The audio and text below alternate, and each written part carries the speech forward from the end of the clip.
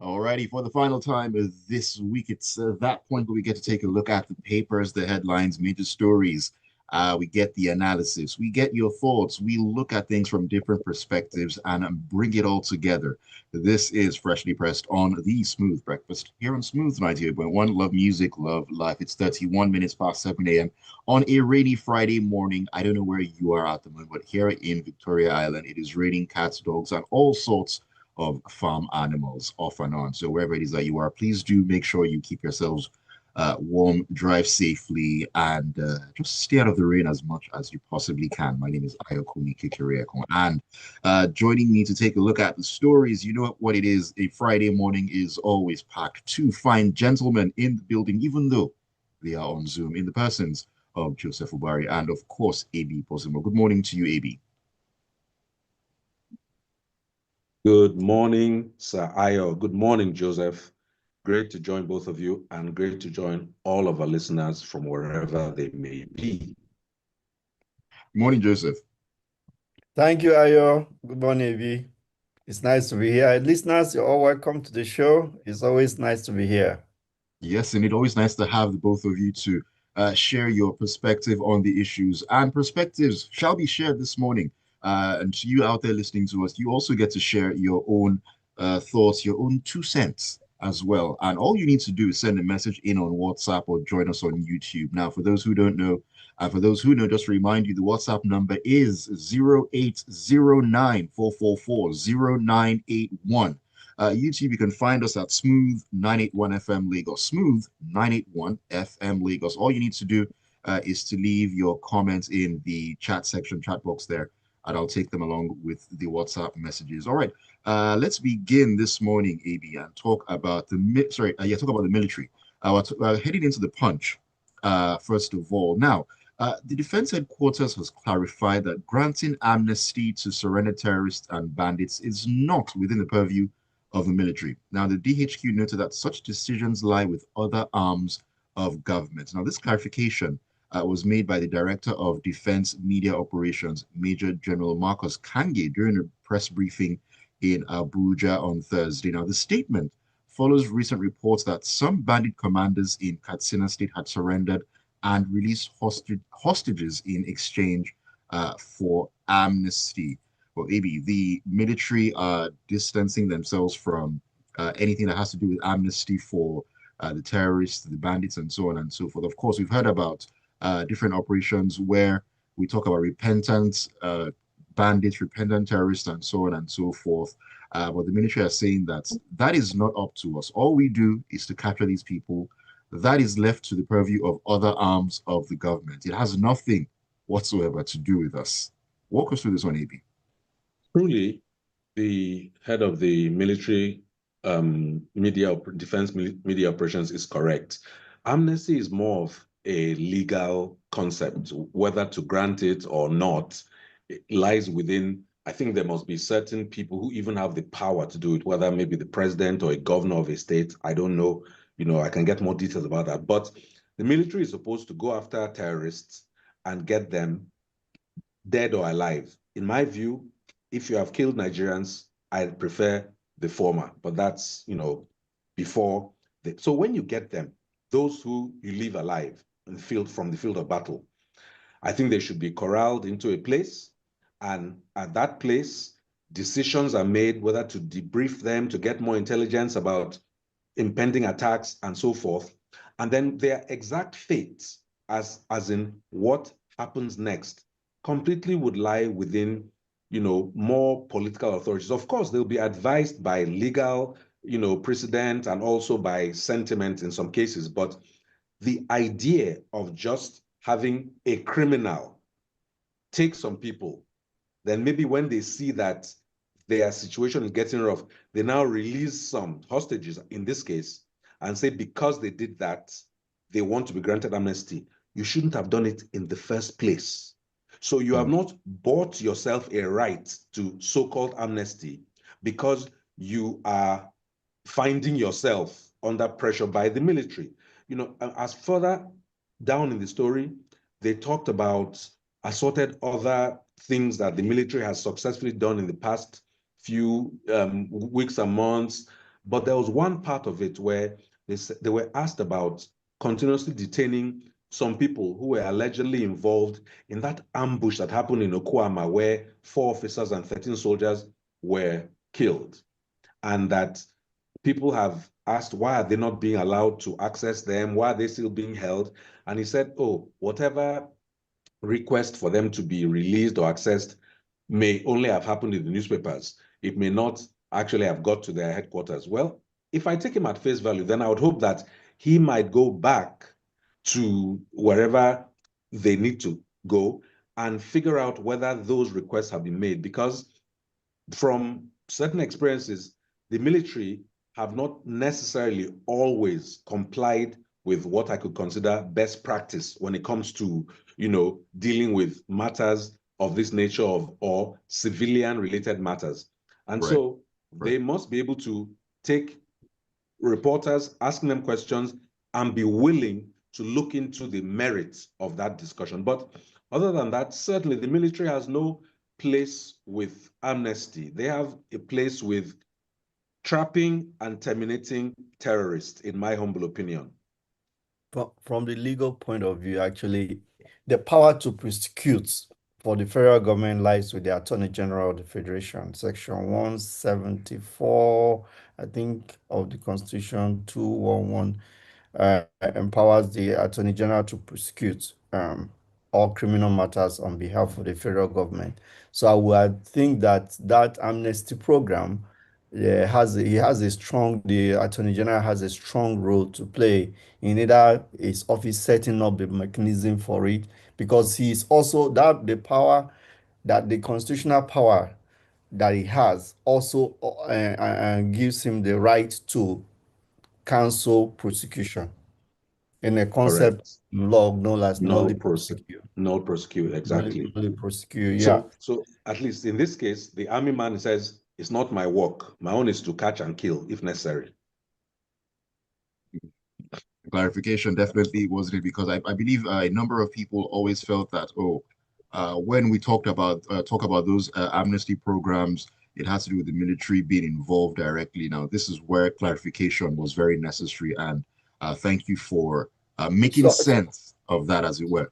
sorry, Ayo, just that I need to go back on this. If any journalist listening to me, and when I teach journalism, I always say this: don't write a story that leaves questions unanswered. That's the basic rule I tell my students. Don't write a story that leaves questions unanswered. So because you're there, you're representing your audience. So when the defense officer says this kind of thing that leaves a vacuum, question unanswered, because he didn't explain who is responsible, it is your duty in a follow-up as a journalist to ask, can you elaborate on how that process happens? Then you will not be able to capture the answer, because you may know it as a reporter, but at that moment, you're asking the question on behalf of your audience who will ask the question. Right. If people don't listen to this program or read the other, they cannot understand what this explanation means. So, but it's your duty as a journalist to always be the ear and the eye for the audience. Thank you for that, Joseph. All right, let us keep the stories coming along here. I'm coming to you with this one.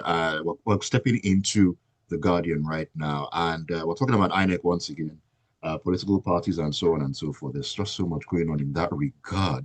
Now, the Independent National Electoral Commission, that's INEC, has received 12 additional applications from associations seeking registration as political parties, bringing the total number of applications to 122. The commission also released supplementary regulations and guidelines for the review of election results as empowered by Section 65 of the Electoral Act of 2022.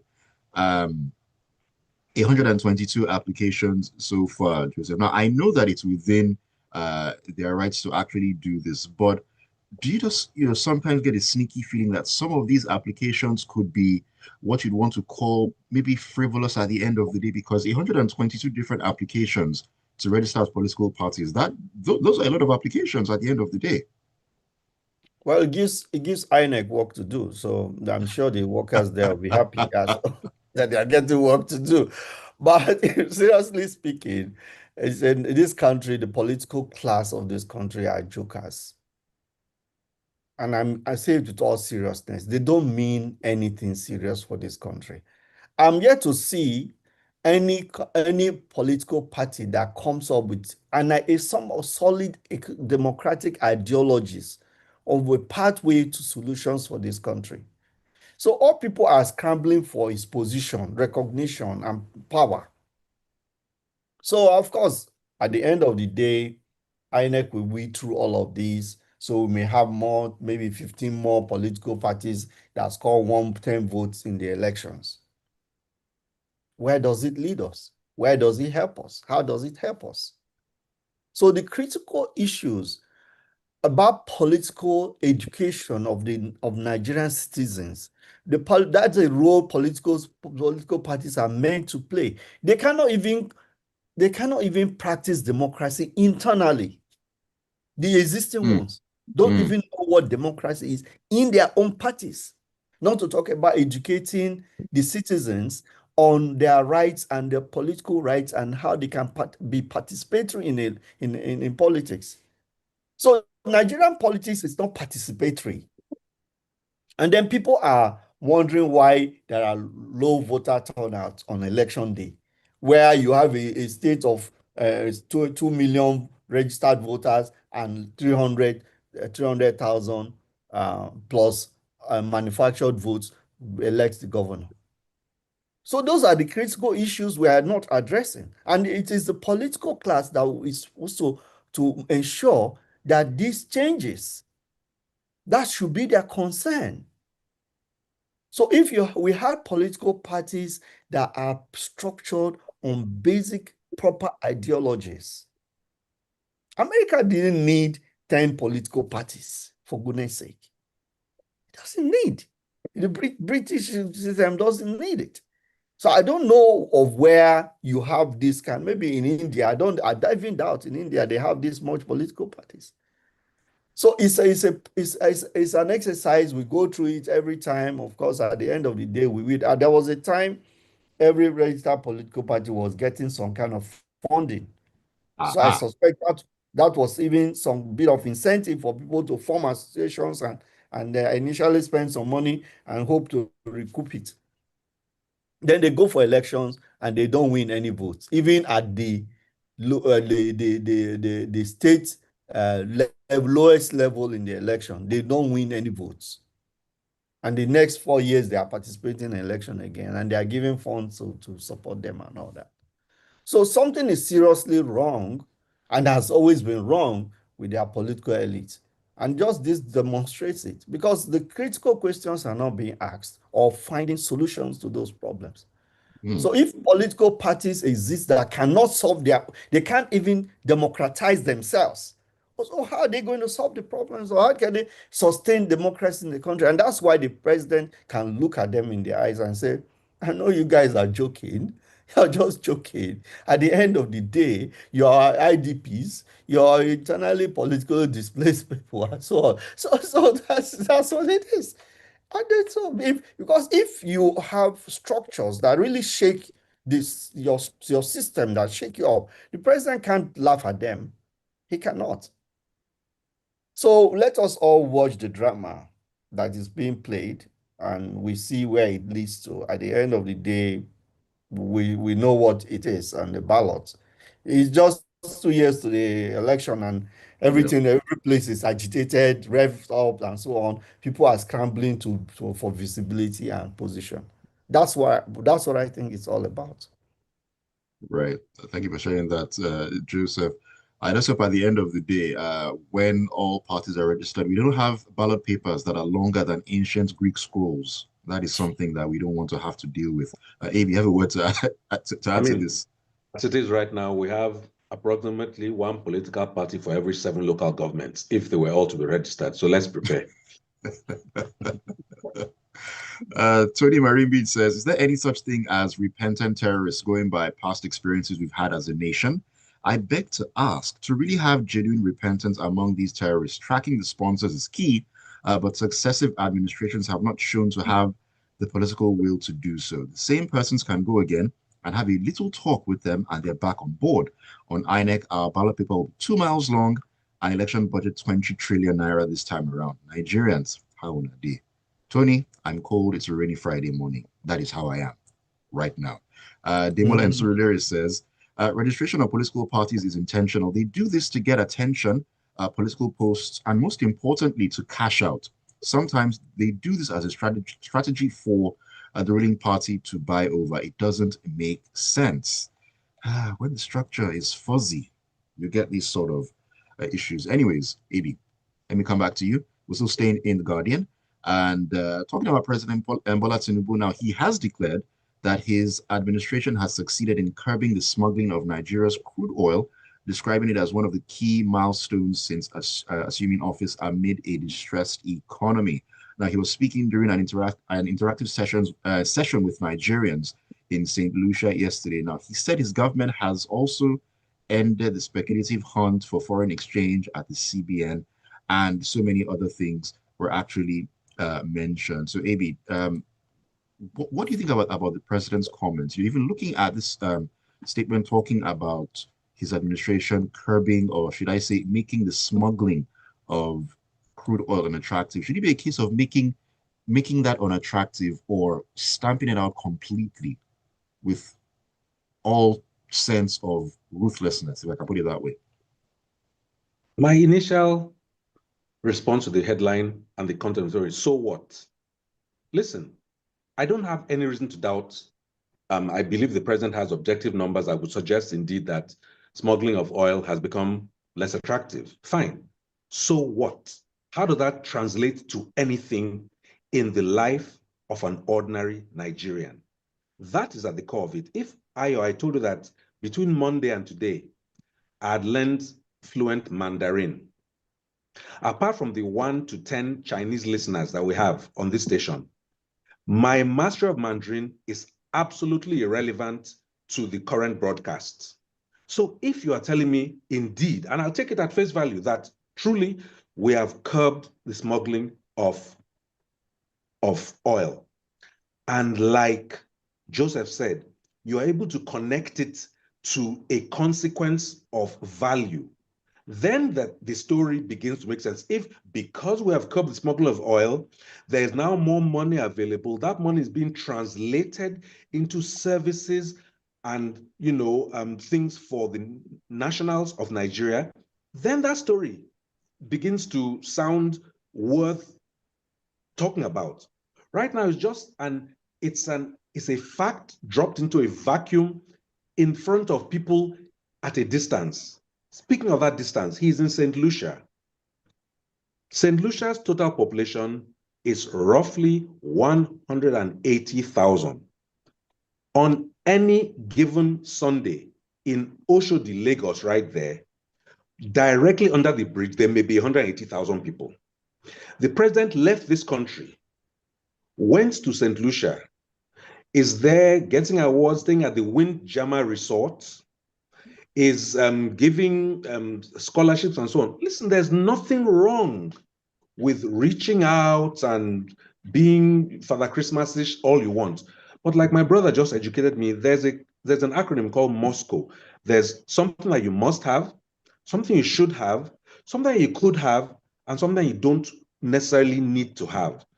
At this point, I do not see the point, the purpose, and the priority of that specific trip to St. Lucia. Going there to tell Nigerians about how you have curbed oil smuggling could have been done with an email. I'll hotspot the president if he needs to send an email to St. Lucia to tell them about this. To get up and leave this country with the cost of presidential movement, to go and give me this watery kind of statements, it just tells me that the president's priorities do not lie with the welfare of the people at this juncture. The second part of the story is where the people in Isoko Renaissance movement are saying that Tinubu should review the pipeline surveillance contract and break it down for all ethnic nationalities to man their point. Hey, very persuasive and plausible thing. But it's such a pity that somebody in Isoko land is begging for pipeline surveillance rather than begging for resource control. Why should an Isoko national be reduced to managing the pipes where the wealth that's been taken from and under their land is being deployed in St. Lucia, for instance? That is just how beaten down we have become as a people. And I'm just here to say, well, they may look at it, they're saying that there should be an emergency declared on infrastructure development as well as human capital development in Isoko land. And he talked about the Isoko gas turbine project to ensure ample electricity supply in Isoko land. Why is he talking to President Bola Ahmed Tinubu, who very early in this administration helped promulgate a law that liberalizes electricity, is it electricity control of some sort, down to the state level? If this person of Isoko, this extraction is speaking, he should be speaking directly to Governor Sheriff Oworiwori of Delta State and asking why Sheriff is not making light available to Isoko land and environs. So look, let us know who we are facing for what. President Tinubu has no business being in St. Lucia right now. This Isoko person has no business talking to Tinubu about light in Delta State. He should talk to his governor. All right, let me stick a couple of messages in here before we keep going, because a couple of them have come in. I'm trying to get through all the messages this morning.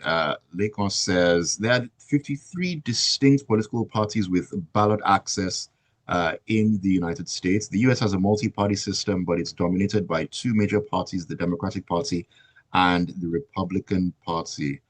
As far as I know, within those 53, I think some parties are single state and so on and so forth. It's a bit complex, when you actually think about it at the end of the day. So, thank you for that message. And we don't need to copy them anyway. We don't need to copy the US. Listen, if we are going to copy them, can we copy them and have light everywhere? Why must we copy useless things?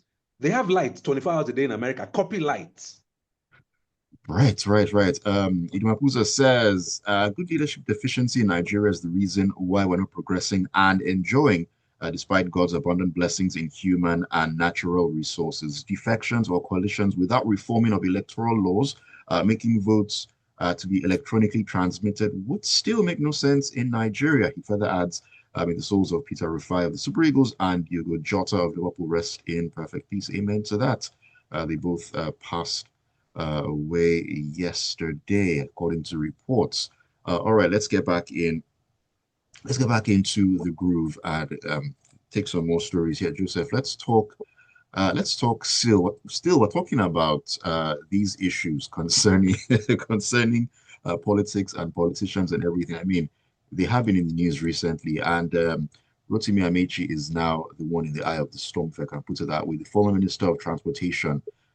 He has vowed to serve for only one term in office if he gets the presidential ticket of the African Democratic Congress, the ADC, ahead of the 2027 general elections. Now, when he was asked if he would consider the balance of power if given the ticket, the ex-governor of Rivers insisted it was an unwritten rule in Nigerian politics. Now, Joseph, I'm going to circle back to something you mentioned earlier on talking about politicians who just want to come in for the sake of being in that position and so on and so forth. Now, we heard about the whole coalition of the ADC, all the bigwigs were there, your El Rufais of this world, Peter Obi's, Atiku's, Rotimi Amechi's and all that. Now, Peter Obi has spoken that, he would love to come in for one term. Rotimi Amechi has said the same thing. Now you just wonder, if you're coming together as a coalition, isn't the idea to work in tandem and put forward a strong candidate as well? Now, we've heard two different people within the said coalition saying, I want to. At the end of the day, whose interests are being served? Well, at the end of the day, Ayo, the truth is that there will be people vying for positions when they form the political parties. So even within the party, there will be interests. All they do in politics is trading. I mean, horse trading.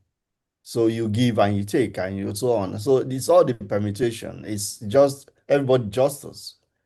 That's why I said it's just their personal interest for visibility. right? But it's their right. It's Amechi's right to aspire to be the one to receive the ticket of the party when it is formed. It is Obi's right to also aspire for that. That's been going on in all the parties all these years. That's what it keeps happening. And that's why when they don't get it here, they go to the other place. Obi did the same thing. He was somewhere else. He didn't get it. He went to somewhere else. So it's a right that they must exercise. They are free to exercise it, and we can't take it away from them. But the Right. question is, how has this helped us in any way? How has all of this helped us in any tangible, clearly beneficial way we have seen? The answer is there for us to see. They've had power for most of these people have been in positions. Maybe at individual level, they've achieved a lot for themselves, right? Right. Amechi was my classmate. We were to graduate from the same department, the same university, the same year. He's done a lot for himself. But if we now look at what their positions have done for the generality of Nigerians, you ask yourself how, even where they have achieved a lot, they could have achieved far more. And this is not a criticism for Amechi as an individual. But the point is that as a political class, what have our politicians achieved? Where have they taken Nigeria to? And that's a critical question we keep asking. We should be asking. They are all jostling for positions now. Okay, when they get the power, what will they do with it? Tinubu was angling for position for the president position for so long, and he got it. It's like my turn. My turn to do what? My turn to do what? To do what others have been doing. And that's why we are where we are now. Let me not become like the former vice president who had to struggle with that expression, where we are, where we are. So so so please, it is why we are where we are right now. We are nowhere. We are not going where we should be going. Yeah, Tinubu's administration, political, has achieved a few things, economy, there is stability, some bit of stability in the dollar or the exchange rates and all that. Yeah, marginally, it's not time to celebrate. There's a whole lot of huge questions unanswered. He's talking about, oh, we have been able to discourage smuggling of petroleum products, but how much are we adding to production? Those are the critical questions. How is our oil industry perceived from outside by investors? And would they have the confidence to come and put more dollars into our investment so that we can have more rigs producing more for the country to be able to meet its production quota, OPEC production quota, and be able to supply crude to local refiners? Because All right. right most people do not know. Well, the reason simply why they can't give crude to Dangote is because they have to struggle between fulfilling the budgetary obligation of producing to sell to get crude to be able to finance the economy and other obligations they have, and also to give to Dangote. So when politically they come out and say, we are going to give you crude in Naira, then all of a sudden they realize, oh, yeah, it certainly cannot happen because we have made commitments here and there, and we're not producing enough to even supply. Yeah, they stem the tide of vandalism, theft of crude oil, but Smuggling and all that. Yeah. it's not being eliminated. And we are not ramping up production to even increase, go beyond because our capacity is enormous. Right. Right. Yes, indeed. Thank you for sharing that, Joseph. AB, I have a word to add just very Just quickly, very, very quickly. just a word. When you talk of smuggling, I think of the customs, and there was a story you guys handled yesterday about the customs buying brand new vehicles when there are Mhm. priorities like no power. I just thought about it. They are buying the brand new vehicles so that they can carry the electricity in the car to where it's needed. Executive transportation. All right, let me run through your messages very, very quickly here. Barrister Danukuda Inigondo says, There's really no hope for the Nigerian masses. There's hope, oh, Barrister Dan, please. Oh. The politicians are just there for themselves and family. Rotimi Amici is a chieftain of the APC. The same APC he touted as our messiah is no longer our messiah. It's now the ADC. It's not the ADC. Nigerians should shine their eyes. All right. This is Joseph Mania in Silver State in Ejigbo. He says, if there is there no provision in our or electoral laws for INEC to deregister political parties that haven't performed, having party members in any portfolio from local to federal government? A student who hasn't performed in first and second years are advised to withdraw. I pray the coalition can compromise with their ambitions, get a formidable opponent that will press the APC's necks as they are doing now. Well, I really cannot speak to that. Well, like you said, in school, first year, second year, you're not doing well. Advice you No, should but go. INEC does. You know? It registers political parties. It's done so a number of times. Yeah, they Ah, do. there we are. There we are. Demola and Surulere says Donald Trump in America today is doing what he promised he would do. We always remember what the president said during his campaign that I quote, I didn't say I will take Nigeria to El Dorado. What we are getting from this administration is what they campaigned for. Jerry says, what they are all clamoring for is power, recognition, and enjoying of the people's largesse, except for one man, whom I advise everyone to rally around him. Who is this man, Jerry? Who's interested in building a new Nigeria? One clean man, one clean man, PO. Ah, okay. Until then, Ajayi Oloniluwa says this back and forth about granting amnesty to repentant terrorists is uncalled for. Those that have caused grievous harm to Nigerians must not be treated with kid gloves. Government must stop this romance with terrorists that tends to embolden them to do more. All right, and let me see here. This is from Uluwashe. He says Nigerian military and best practices in the same sentence is a misnomer and doesn't go together. Journalists they fear for Nigeria. They don't have legs. Those days of the 70s, 80s, and 90s are far gone. They'll bundle they'll bundle them if there's soldiers anyhow questions they don't like, and nothing will happen. When a democracy, Uluwashe, what do you mean by that? There's no way the people arrested from that village in Delta haven't been asked for by their people, and there's no reason why they haven't been put on trial after all this time. I still remember how Fani Kaide treated that journalist years back. What do you think soldiers are going to do to him if FFK had been a soldier? And what happened to FFK at the end of the day? He had to apologize. So journalists are meant to be courageous and bold and do their duties without fear. If I have not been there, I will not say it. But I mean, it's something journalists must have the spine to be able to stand up to power. Right. If it means to be arrested, you do it. Yes, indeed. Thank you, Joseph. And we need to wrap it up this morning for the final time on Freshly Pressed this week. Thank you all for being a part of it. And big thank you to you, Joseph, and to you, AB, for making it an action-packed one, as you always do. Thank you very much. Go ahead, Joseph. No, it's okay. Go on. Always a pleasure being here. Sometimes the stories are unsavory, but the spirit of the Nigerian soldiers on. And I think at some point we'll have a reckoning. It will be something where we all come to the table and say, this cannot go on. We are too majestic, too excellent, and too courageous to continue living in the dumps like this. This is not the Nigeria that anybody dreamt of. So I say thank you to listeners. I've always made this very spicy, and Ayo, thanks always for putting this together. Ibi, always nice to be with you here. Thanks a lot. All right, looking forward to having you on next week, and have a great weekend as well. Yeah. All right, it's been real. Thank you so much for being a part of the show once again. Keep it tuned. The Smooth Breakfast is kicking on 8:15. It's all about great sporting action in the locker room. Don't go anywhere. Wow. Thanks, everyone.